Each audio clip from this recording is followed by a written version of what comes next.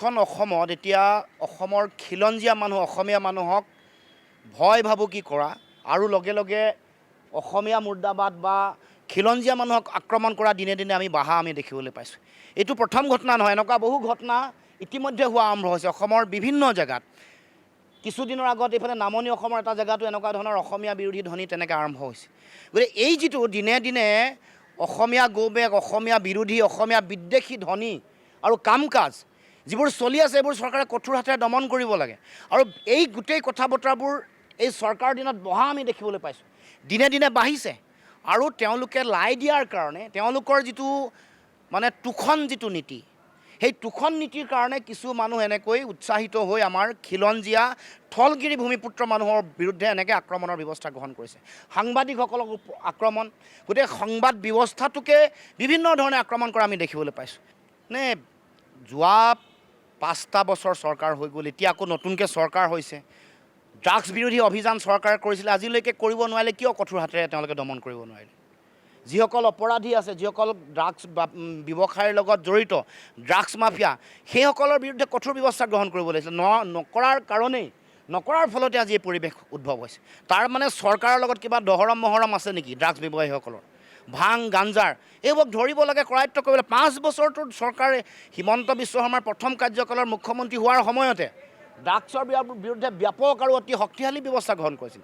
তাৰ পাছতো কিয় কৰিব পৰা নাই? এইটো অত্যন্ত ৰহস্যজনক কথা। গতিকে এতিয়াও আমি কওঁ, আমাৰ নতুন প্ৰজন্মৰ সুৰক্ষিত ভৱিষ্যতৰ কাৰণে ৰাগিয়াল বস্তু, ড্ৰাগছ এইবোৰৰ পৰা মুক্ত কৰি সমাজ সুন্দৰ কৰিবৰ কাৰণে চৰকাৰে ব্যৱস্থা গ্ৰহণ কৰক। এইটো শ্লোগান নহয়, এইটো কেৱল মাত্ৰ দুদিন এদিন চেনচেশ্যন সৃষ্টি কৰা মুখ্যমন্ত্ৰী মুখৰ ডায়লগ হ'ব নোৱাৰে। যদিহে নতুন প্ৰজন্মৰ সুৰক্ষিত ভৱিষ্যত বিচাৰিছে তেতিয়াহ'লে ড্ৰাগছ মাফিয়াসকলক কৰায়ত্ব কৰি কঠোৰৰ পৰা কঠোৰতম শাস্তি ব্যৱস্থা গ্ৰহণ কৰিব লাগিব। খন অসমত এতিয়া অসমৰ খিলঞ্জীয়া মানুহ অসমীয়া মানুহক ভয় ভাবুকি কৰা আৰু লগে লগে অসমীয়া মুৰ্দাবাদ বা খিলঞ্জীয়া মানুহক আক্ৰমণ কৰা দিনে দিনে আমি দেখিবলৈ পাইছোঁ। এইটো প্ৰথম ঘটনা নহয়, এনেকুৱা বহু ঘটনা ইতিমধ্যে হোৱা আৰম্ভ হৈছে অসমৰ বিভিন্ন জেগাত। কিছুদিনৰ আগত এইফালে নামনি অসমৰ এটা জেগাতো এনেকুৱা ধৰণৰ অসমীয়া বিৰোধী ধ্বনি তেনেকৈ আৰম্ভ হৈছে। গতিকে এই যিটো দিনে দিনে অসমীয়া গৌবেগ, অসমীয়া বিৰোধী, অসমীয়া বিদ্বেষী ধ্বনি আৰু কাম কাজ যিবোৰ চলি আছে এইবোৰ চৰকাৰে কঠোৰ হাতেৰে দমন কৰিব লাগে। আৰু এই গোটেই কথা বতৰাবোৰ এই চৰকাৰৰ দিনত বহা আমি দেখিবলৈ পাইছোঁ। দিনে দিনে বাঢ়িছে আৰু তেওঁলোকে লাই দিয়াৰ কাৰণে তেওঁলোকৰ যিটো তোষণ যিটো নীতি, সেই তোষণ নীতিৰ কাৰণে কিছু মানুহ এনেকৈ উৎসাহিত হৈ আমাৰ খিলঞ্জীয়া থলগিৰি ভূমিপুত্ৰ মানুহৰ বিৰুদ্ধে এনেকৈ আক্ৰমণৰ ব্যৱস্থা গ্ৰহণ কৰিছে। সাংবাদিকসকলক আক্ৰমণ, গোটেই সংবাদ ব্যৱস্থাটোকে বিভিন্ন ধৰণে আক্ৰমণ কৰা আমি দেখিবলৈ পাইছোঁ। যোৱা 5টা বছৰ চৰকাৰ হৈ গ'ল, এতিয়া আকৌ নতুনকৈ চৰকাৰ হৈছে। ড্ৰাগছ বিৰোধী অভিযান চৰকাৰে কৰিছিলে, আজিলৈকে কৰিব নোৱাৰিলে কিয় কঠোৰ হাতেৰে তেওঁলোকে দমন কৰিব নোৱাৰিলে?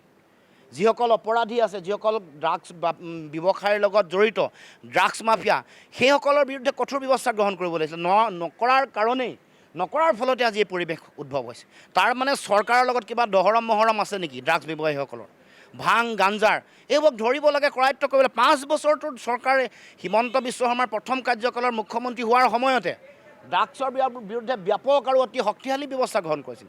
তাৰ পাছতো কিয় কৰিব পৰা নাই? এইটো অত্যন্ত ৰহস্যজনক কথা। গতিকে এতিয়াও আমি কওঁ, আমাৰ নতুন প্ৰজন্মৰ সুৰক্ষিত ভৱিষ্যতৰ কাৰণে ৰাগিয়াল বস্তু, ড্ৰাগছ এইবোৰৰ পৰা মুক্ত কৰি সমাজ সুন্দৰ কৰিবৰ কাৰণে চৰকাৰে ব্যৱস্থা গ্ৰহণ কৰক। এইটো শ্লোগান নহয়, এইটো কেৱল মাত্ৰ দুদিন এদিন চেনচেশ্যন সৃষ্টি কৰা মুখ্যমন্ত্ৰী মুখৰ ডায়লগ হ'ব নোৱাৰে। যদিহে নতুন প্ৰজন্মৰ সুৰক্ষিত ভৱিষ্যত বিচাৰিছে তেতিয়াহ'লে ড্ৰাগছ মাফিয়াসকলক কৰায়ত্ব কৰি কঠোৰৰ পৰা কঠোৰতম শাস্তি ব্যৱস্থা গ্ৰহণ কৰিব লাগিব।